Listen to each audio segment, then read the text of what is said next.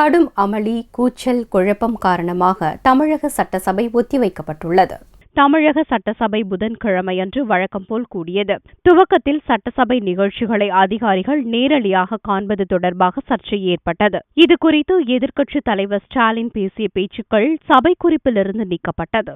இதனால் திமுகவினர் வெளிநடப்பு செய்துவிட்டு மீண்டும் சபை நடவடிக்கைகளில் கலந்து கொண்டனர். அப்பொழுது பரமக்குடி அதிமுக எம்எல்ஏ முத்தையா பேசுகையில் வயக்காட்டு பொம்மை 89 என்று குறிப்பிட்டார். இதற்கு கடும் எதிர்ப்பு தெரிவித்து திமுகவினர் அமளியில் ஈடுபட்டனர். தொடர்ந்து கூச்சல் குழப்பம் ஏற்பட்டதால் திடீரென சபையை ஒத்திவைப்பதாக அறிவித்த சபாநாயகர் தனபால் வியாழனன்று எரிசக்தித்துறை மானிய கோரிக்கை மீது விவாதம் நடக்கும் என்று அறிவித்தார்.